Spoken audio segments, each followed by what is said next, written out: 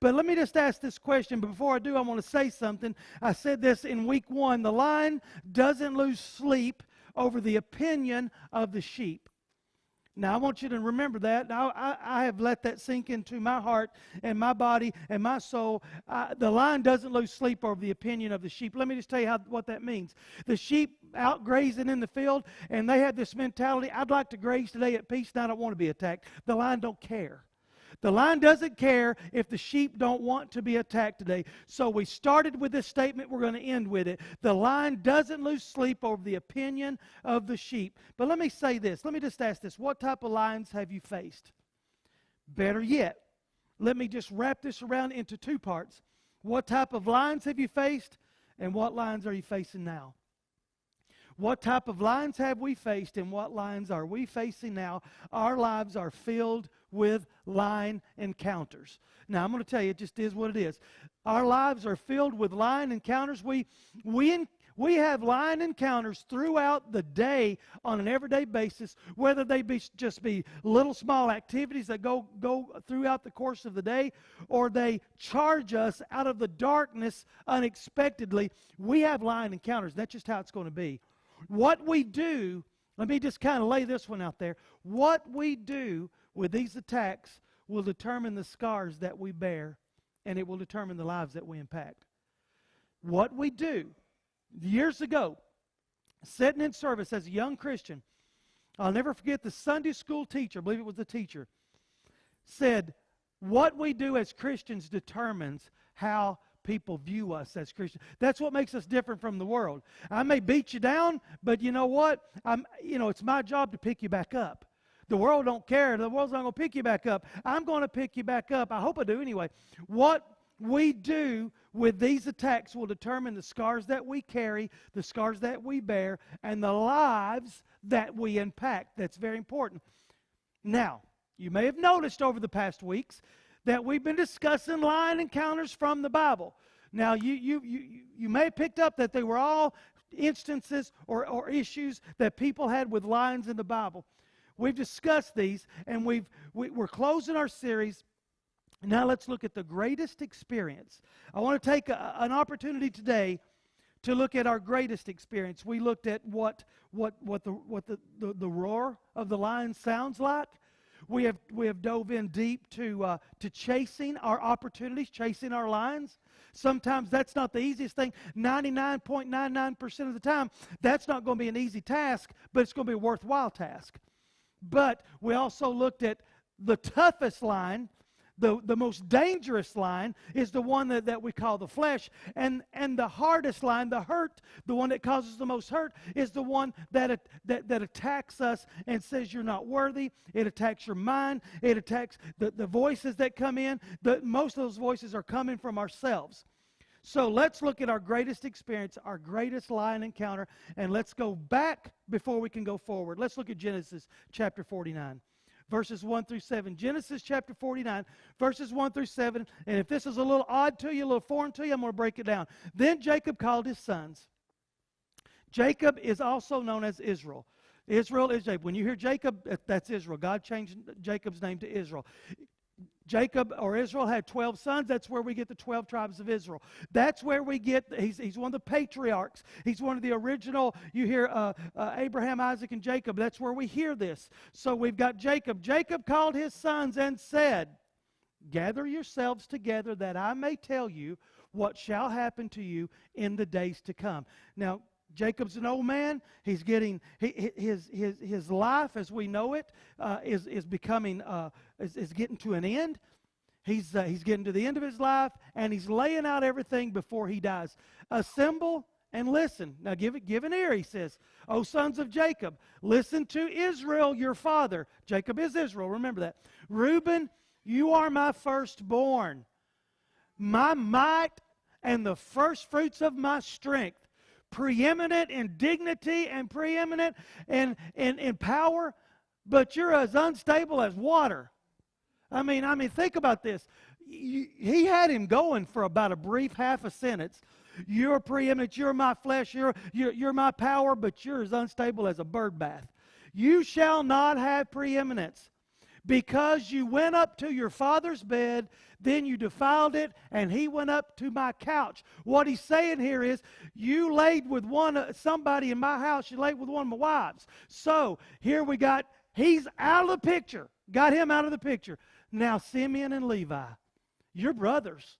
You're next in line. Got number 2 and number 3. You're next in line. Now, you have weapons of violence, and they're swords.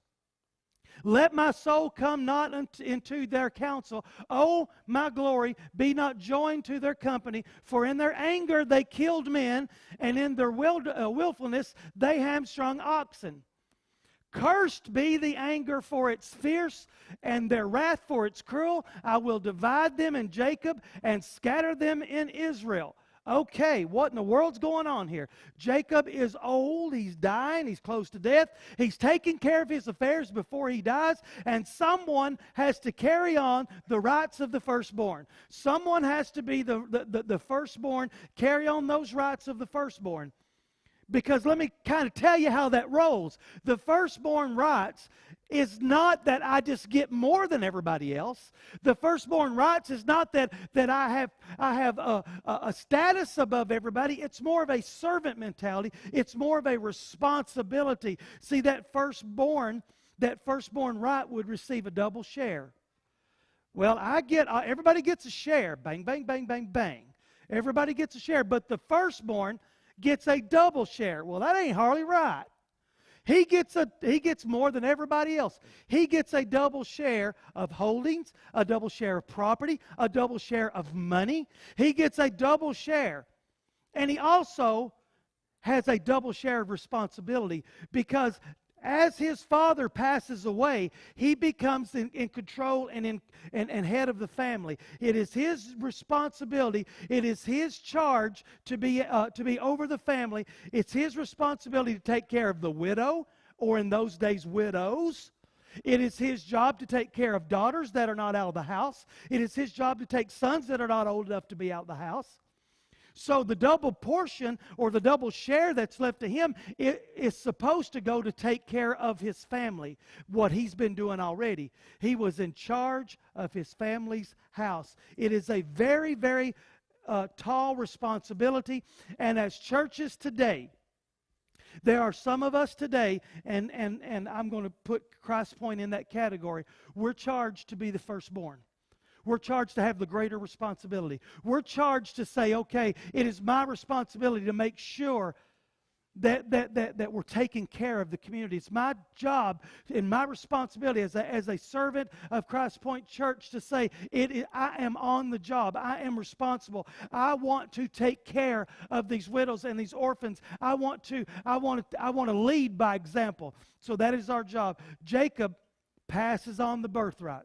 So he takes a pass on the 3 oldest sons. He takes a pass on these guys. So Reuben, you're disqualified because of your sins, your past sins.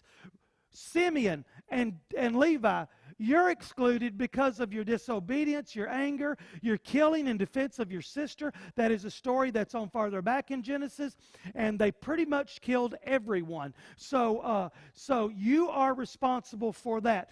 So that disqualifies you, and it disqualifies you, and it disqualifies you. And you could almost step back and say, Jacob would say, now y'all go sit down, because you're disqualified. Now we're introduced to the 4th brother in line. Number 4 is we're introduced to this guy. Let's look at him in verses 8 through 10.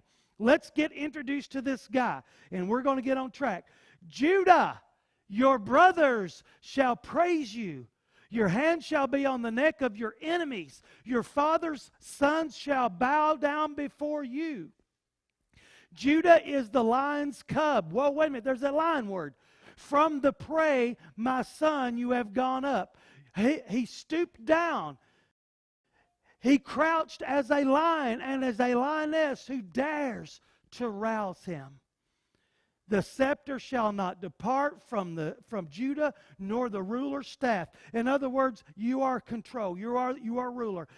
The staff shall not depart from between his feet until tribute comes to him, and to him shall be the obedience of the peoples. So, Judah is described as the lion. The scepter shall not pass from Judah. That means the rule and control shall not pass. Neither does the ruler's staff pass from his control. He is in full control. Now, let's look back at our lines. Let's take a look back at our lines. We're going to come back to Judah. Let's take a look back at our lines over the past few weeks. David was the 8th son of Jesse. I'm kind of doing this to get us all up to one place. David was the 8th son of Jesse, and people thought little or nothing of him.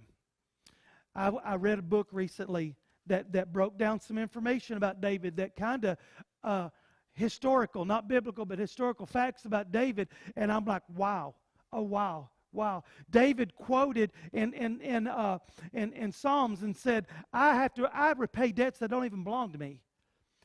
And the theory is that David was such an outcast that if anything got missing, if anything come up missing, everybody blamed David.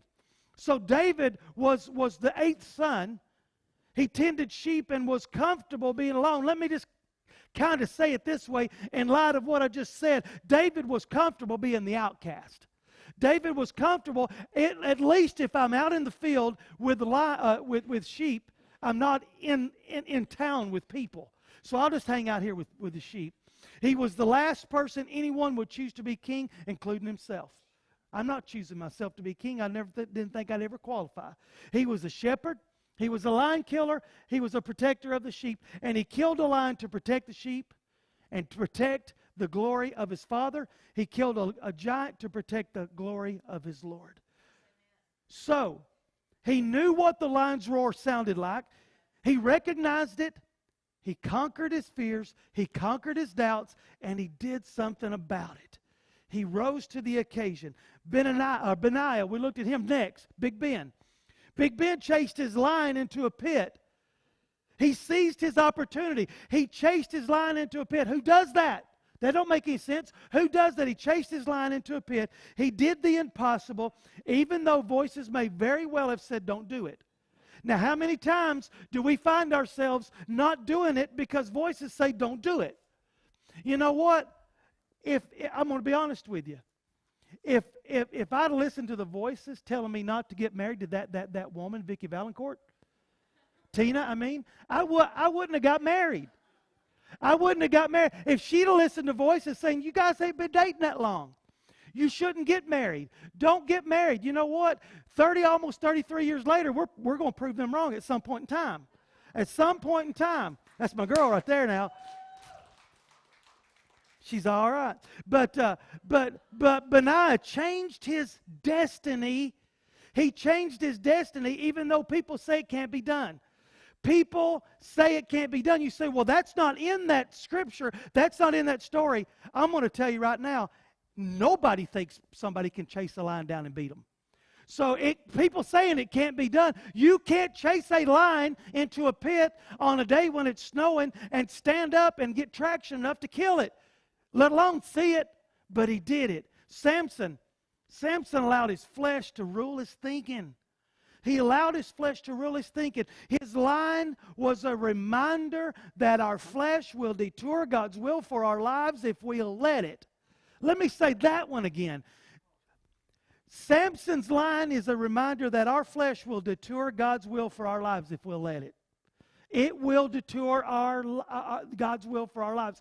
If we don't watch out, our flesh will take us in a direction that God's will is taking us the opposite. It will do the direct opposite. Then we jumped into Daniel last week. Daniel was attacked by lions, but not the four-legged animal kind. Daniel was attacked by his friends, and he was attacked by his co-workers. He was unjustly set up.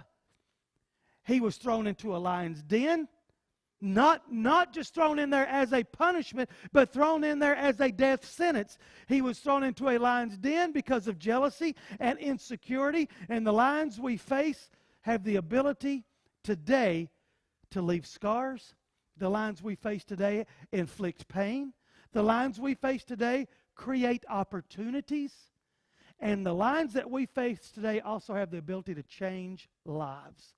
So let me just show you, I want to introduce you to the Lion of Judah. We're going to show you a little quick video, and I want to introduce you to the Lion of Judah. Amen. Now think about this. Think about this. I want to go back just real quick. I want us to think about this that we just watched, and I'm going to come back to it in just a minute. Let me bring this thing back. Let's go real quick back to Genesis 49. Judah is the line. Judah is the line. Now, from Judah, there are 14 generations from Abraham through Judah to David. David is the king. David is the man after God's own heart. So through Judah comes David. Through David, 28 generations comes Jesus, our King, our Messiah. So now, let me introduce you to Revelation chapter 5 again, but verse 5. I want to look at verse 5. So we see that from Judah, the lion, there comes David, the root of David. From the root of David, there comes Jesus. And now we've got something that we can look at. And one of those elders said to me, "Weep no more. Behold, the Lion of the tribe of Judah, the root of David, has conquered so that he can open the scrolls and its 7 seals. Behold, the Lion of the tribe of Judah." Let me just kind of break this down for you.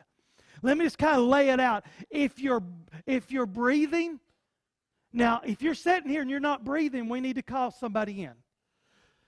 If you're breathing, then you and I need the Lion of Judah. If we're breathing, that's the one that we need to be ever so evident in our lives every day. If we're breathing, it's got to be about Judah. It's got to be about that line. Because if we're not following him, we're following one of the other lions. If we're not following Judah, if we're not following the line of Judah, then we're following the line of insecurity, the line of jealousy, the line of the flesh. We're following other lines if we're not. So, sometimes we just got to make it real. We may just feel like we just don't fit in. Sometimes we just got to look how real it really is. We don't feel like we fit in. Somebody is listening to me, somebody's watching, somebody's sitting in the sanctuary that just does not fit in. I don't fit in. Because let me tell you something, weep not. Weep not, because David ended up in a cave running from the angry king's spears. David, anointed king, running from the present king's angry spears. David spent a lot of his time in a cave. Weep not, because spears are going to come. Weep not, Benaiah. Benaiah found himself in a pit on a slope that was real slick and facing a lion. Weep not. Weep not, because you know what? God is the God of the underdogs. Weep not. God's the God of the underdogs. Weep not when your dreams seem a million miles away. You know what? This is not the way I pictured it. You know, we want to tell it as real as we can in here, and I'm going to tell it as real as I can. I didn't picture marriage being like this. I didn't picture him being nice to me in front of people and beating me when I'm not in front of people. I didn't picture him or her being physically and mentally abusive to me. I didn't picture it this way. My dream seems a million miles away. Weep not, because God is the God of the underdogs. Weep not. Give it no attention. Weep not. God is the slayer of the lions. He's the slayer of the lions. Weep not, Samson. Samson was thrust into the blindness because of his poor decision making. He was thrust into blindness because of his fleshly desires. Weep not when we can't see exactly where we're going. Weep not, because God's got a plan. Weep not. Weep not when our lives feel torn apart by the darkness. Weep not when our lives feel torn apart by the darkness. Weep not, Daniel, when people attack you. Weep not when you find yourself in the den. Weep not when the walls are steep. Weep not when there seems to be no way out. We deal with our business, our job. A friend of mine said, "I'm a professional Christian. I get paid to do it." I never thought of it that way. But our job is to deal with people and issues. And how many times do we see that people are this close to being torn apart by the darkness? That close. I'm so torn apart by the darkness. Weep not when there seems to be no way out. I have gone as far as I can go and there's no way out. Weep not when people believe what other people say. Weep not. Don't give it any thought. Weep not. Weep not because it looks like no one else will help. When it looks like nobody's going to help, weep not.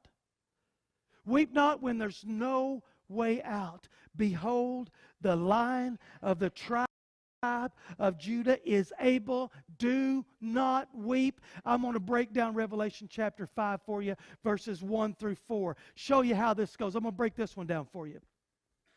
Verse 1. Because we can't really get a grasp of verse 5 unless we look at 1 through 4. So let's look at verse 1. God is seated on his throne.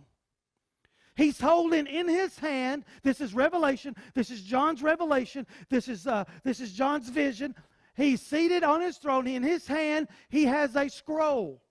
And on that scroll is victory. On that scroll is something written in it on that scroll, but it cannot be read. It cannot be seen because it's rolled up and it's sealed with 7 seals. It's got seals holding the scrolls together. Verse 2, there's an angel, and the word says he proclaims with a loud voice. He's strong. A strong voice, one version says, who is able. He is broadcasting. There is, if it was 2018, God's sitting over here. You see him, don't you? He's got a scroll in his hand. His voice is deep, not like mine. His voice is deep, and he's proclaiming. The Lord of hosts has a scroll in his hand. Who is able to break the seals? Who is able to break the seals? Nobody's able to break the seals. Who's able to break the seals? And in verse 3, nobody is able to open the scroll. No one's able to break the seals. Nobody in heaven, nobody on earth, and nobody beneath the earth, it says. So in all 3 realms, nobody is worthy to open the scrolls. No one's worthy to break the seals. In verse 4, John says, I began to weep loudly. I began to weep. I'm going to say, when you weep loudly, if you're in here today and you've got seals closing up your victory and you're weeping loudly, you're weeping uncontrollably. You're weeping before your Lord. We are wanting and hungering and desiring victory in peace, if nothing else. But verse 3 says, nobody's able. And I began in verse 4 to weep uncontrollably. And I began to weep loudly. I began to weep. And then somebody said, not an angel, but an elder. Somebody said in verse 5, there's somebody that can. And I'm going to tell you, you're holding in your hand, the Lord's holding in his hand the scroll. Let's take it and put it in our hands. Let's take the scroll and put it in our hands for a brief moment. We've put 7 seals on our victory. We've sealed our lives up 7 times over. We have placed everything from shame. My soul weeps uncontrollably. My life is in shambles. My soul weeps uncontrollably. My heart and the hurt upon my heart is too great. My soul weeps uncontrollably. Well, why is your soul weeping? Because I can't break the seals. I can't open my victory because the seals aren't able to be broken. Everything in those seals represents every line that we will ever face. Let me say it again, just so we don't ever forget it. Every seal represents every line that we will ever face. That low self-worth. I can't break this. I don't have enough self-worth to do it. That low self-esteem. I don't think enough of myself to be able to pry one open. Insecurity. I'm so insecure I don't even want to look at the scroll or the seals. I don't even want to give it some attention. Loneliness and depression. I don't want that near me because all it does is remind me of my failures. I don't want to see the victory because the victory is unattainable. And my pride says, I would rather just keep it like it is. I'll carry it as a trophy. In my selfishness. See, all of these are seals that we can't get these open. And false accusations. Every time someone makes a false accusation against your good name, your character, your will, the Lord in your life, it seals something.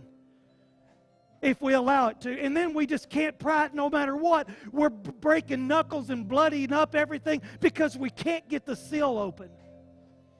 And I could go on, and I could go on, and I could go on, and everything that we face, every line that we face, all of those will fit into these 7 seals. But see, I'm going to tell you something. It's okay. It's okay because seals are made to be opened. This one may not be able to open it. And I think what we're doing is we're running to therapists to try to open our seals. We're running to family members to try to open our seals. We're running to strangers on the streets trying to open our seals. And when we're teenagers, we're running to the back seats of the cars to open our seals. We're just trying to get the seal opened in some form or fashion. That's just all there. We just want them open. We don't care what it costs. Just open it. I don't care. I don't want it to be closed up anymore. But see, seals are made to be opened. It's just some people around us are not qualified to do it. Therapists aren't qualified to do it. Sunday school teachers aren't qualified. Preachers aren't qualified. The strongest people in your life aren't qualified, but a lot of these people, if they've got any sense about them, can point to the one who is qualified. And that's how it goes down. Weep not. Behold the Lion of the tribe of Judah. Hey guys, you were doing this, and you stopped on us, and you watched us, and I appreciate it. So thank you for tuning in. Thank you for spending some time with us. I pray that you enjoyed the service today. Let me take this opportunity to invite you out personally. We're located on the square in Sparta. Our service times are at 9 and 11 every Sunday morning. We'll meet you at the door with a hug. We'll meet you at the door with some coffee ready and some donuts if you want. And let me just take a real quick minute to invite you over to our Smithville campus. For those of you who can't drive over to Sparta, drive over to Smithville, 11 o'clock for now, at 614 Murphy Street in Smithville, Tennessee. So one of our campuses, Christ Point Church, we're real people, we're living real lives, and we're serving a real God. Welcome home.